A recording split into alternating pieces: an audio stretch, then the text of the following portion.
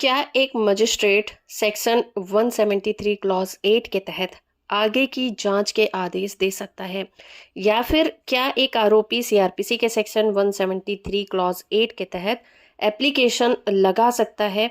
आज का ये वीडियो इसी टॉपिक पर होने वाला है। तो सवाल जब आता है कि क्या एक मजिस्ट्रेट के पास ऐसी पावर है कि वो फर्दर इन्वेस्टिगेशन के लिए इन्वेस्टिगेशन एजेंसी को आदेश दे सकता है, तो बात करें अगर सीआरपीसी के सेक्शन 173 की, तो ये सेक्शन हमें बताता है कि जब एक पुलिस ऑफिसर अपनी इन्वेस्टिगेशन को ख़त्म कर लेता है और एक फाइनल रिपोर्ट तैयार कर लेता है और मजिस्ट्रेट के पास भेजता है, इसी सारे प्रोसेस के बारे में ये सेक्शन हमें जानकारी देता है। सेक्शन 173 कहता है कि एक बार जब पुलिस ऑफिसर फाइनल रिपोर्ट को, जिसे हम आरोप पत्र कहते हैं या फिर चार्जशीट या चालान कहते हैं, तो एक चार्जशीट इन्वेस्टिगेशन ऑफिसर के इन्वेस्टिगेशन पर आधारित होती है कि उसने क्या क्या अभी तक इस केस में इन्वेस्टिगेट किया है। और चार्जशीट को कोर्ट में पेश करने से पहले इन्वेस्टिगेशन ऑफिसर के लिए ये जरूरी नहीं होता कि वो किसी से सलाह करे।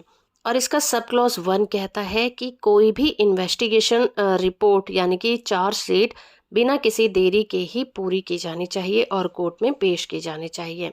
इसके अलावा चार्जशीट के बारे में सबसेक्शन 2 में ये बताया गया है कि इन्वेस्टिगेशन पूरा हो जाने के बाद पुलिस ऑफिसर एक रिपोर्ट तैयार करता है और उसमें क्या क्या बातें लिखी होती हैं उसके बारे में बताया गया है। जैसे कि उसमें दोनों पार्टीज का नाम होगा, शिकायत करने का नेचर क्या था, और उस मामले से रिलेटेड कौन कौन से व्यक्ति हैं, और उस मामले में कौन सा क्राइम किया गया है। इसके अलावा अभी तक आरोपी को गिरफ्तार किया गया है या फिर नहीं किया गया है, और क्या आरोपी जमानत पर रिहा हो चुका है या फिर अभी तक जेल में है। ये सारी चीजें उस चार्जशीट के अंदर लिखी जानी चाहिए। तो जब सवाल उठता है कि क्या मजिस्ट्रेट के पास इस सेक्शन के तहत आगे की जांच करने के आदेश देने के पावर हैं या फिर नहीं, तो मजिस्ट्रेट सीआरपीसी के सेक्शन 173 क्लॉज 8 के तहत इन्वेस्टिगेशन एजेंसी या फिर पुलिस द्वारा फाइनल रिपोर्ट एक्सेप्ट करने के लिए बाउंड नहीं है, लेकिन वो फिर भी खुद से किसी भी क्राइम का कॉग्निजेंस ले सकता है।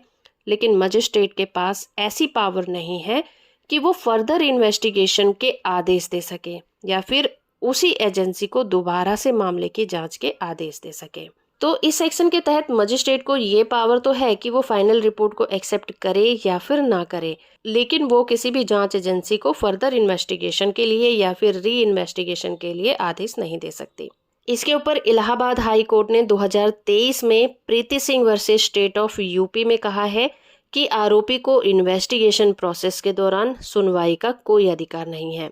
वो इस बात पर सवाल नहीं उठा सकता कि इन्वेस्टिगेशन किस तरह से हो रही है या फिर सबूत कैसे इकट्ठे किए जा रहे हैं। और 2023 में ही सुप्रीम कोर्ट ने भी अपना एक जजमेंट दिया था, स्टेट वर्सेस हेमेंद्र रेड्डी।